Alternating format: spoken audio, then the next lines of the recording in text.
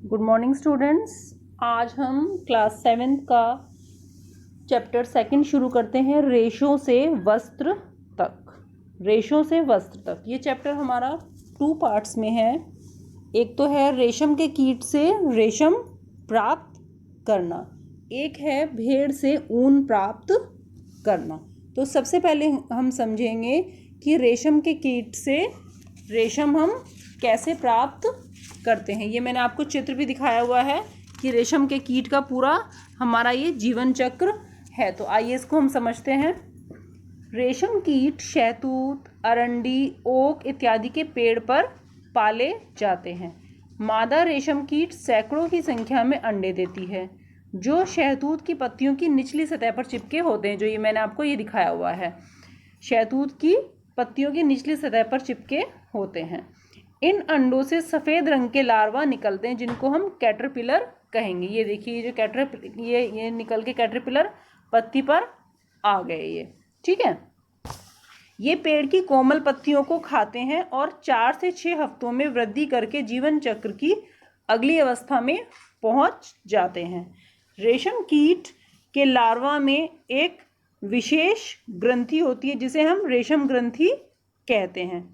इस ग्रंथि से अत्यंत महीन लसदार पदार्थ स्रावित होता है, जो प्रोटीन युक्त होता है, मतलब जिसमें प्रोटीन होता है। और लार्वा जो है अंग्रेजी की संख्या 8 के आकार में इस तरीके से आगे पीछे खिसक खिसक कर ये कोकून का निर्माण करता है। तो इस तरीके से कोकून बन जाएगा। ये कोकून बन गया है, ये कोकून का निर्माण करता है, जो हवा के संपर्क में आने पर सूख कर रेशम के रेशे में बदल जाता है। अब क्या होता है, इसी बीच जो है लार्वा प्यूपा में रूपांतरित हो जाते हैं, चेंज हो जाते हैं, और रेशम के रेशे से लिपटे हुए प्रत्येक प्यूपा एक सफ़ेद गोलाकार संरचना में बंद हो जाते हैं। इनको हम कहते हैं कोकून। इनको हम कहते हैं कोकून।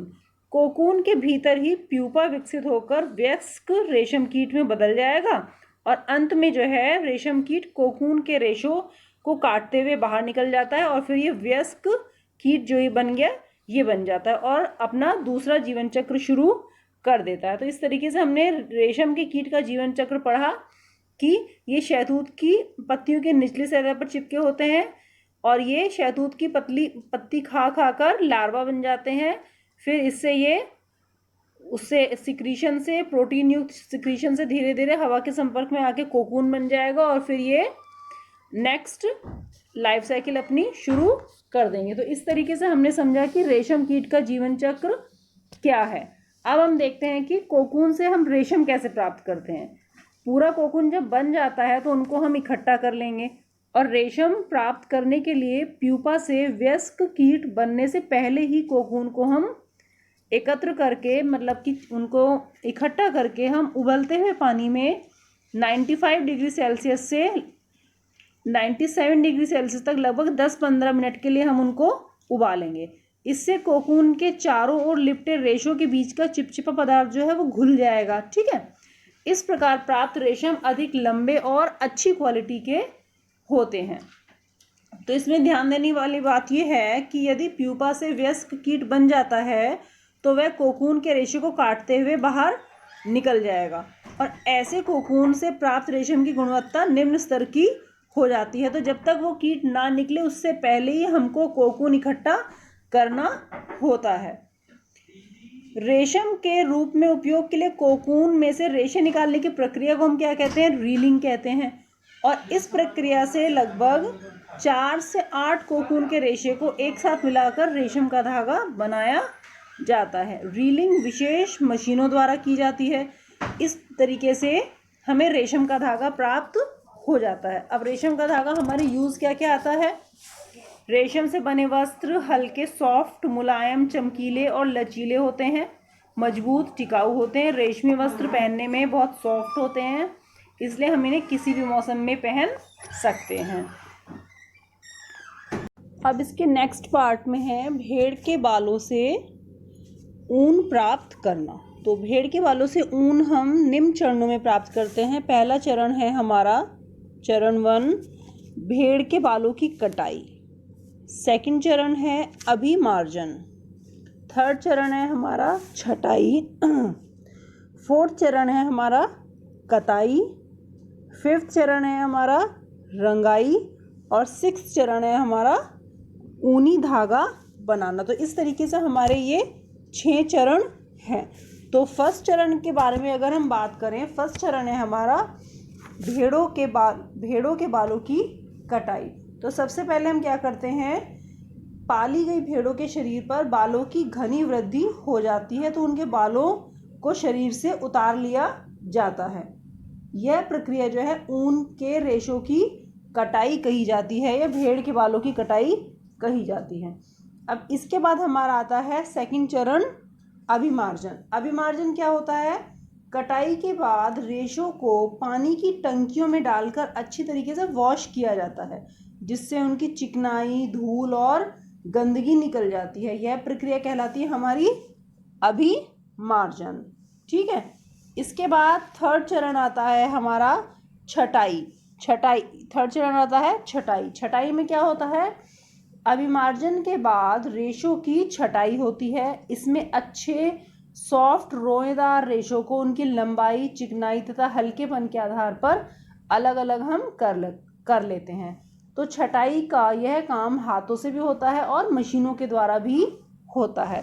इसके बाद हमारा पॉइंट आता है कताई। कताई में क्या करते हैं, अभिमार्जन से प्राप्त रेशों को सुखा लिया जाता है। इस प्रकार प्राप्त छोटे छोटे कोमल व फूले हुए रेशों को ऊन के धागों के रूप में कताई की जाती है। उनको मतलब कताई करके ऊन के रूप में बना लेते हैं।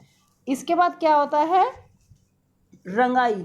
भेड़ों अथवा बकरियों से प्राप्त रेशे प्रायः काले, भूरे और सफ़ेद रंग के होते हैं।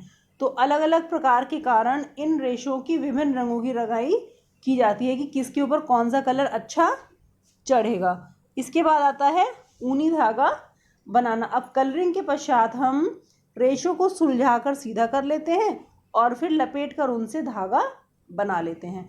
तो लंबे रेशों को काटकर स्वेटर की बुनाई वाले ऊन में और छोटे छोटे रेशों को काटकर ऊनी वस्त्र की बुनाई के उपयोग में लिया जाता है।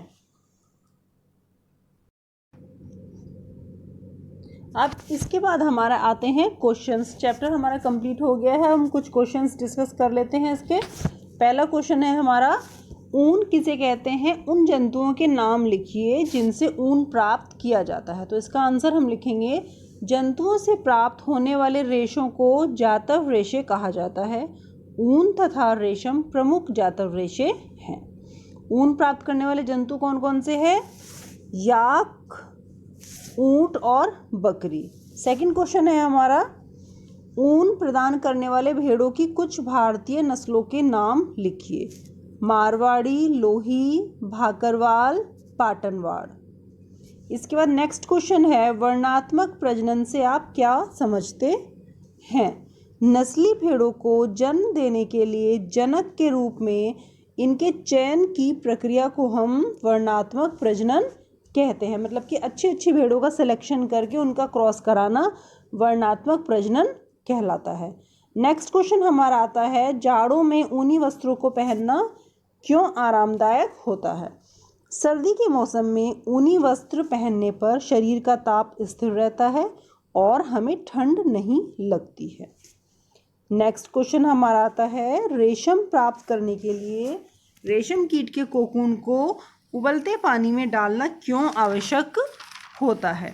तो इसका आंसर है, कोकून को एकत्रित करके उन्हें उबलते पानी में 95 से 97 डिग्री सेल्सियस तक 15 मिनट के लिए हम उनको उबालते हैं। इससे कोकून के चारों ओर के लिपटे हुए रेशों के बीच का चिपचिपा पदार्थ मेल्ट हो जाता है और रेशम के रेशे अलग हो जाते हैं। अब नेक्स्ट क्वेश्चन है हमारा, रेशम के कीट के विभिन्न किस्मों से प्राप्त कुछ रेशम के रेशों के नाम लिखिए। तो क्या हैं, टसर रेशम, मूंगा रेशम, कोसा रेशम और एरी रेशम।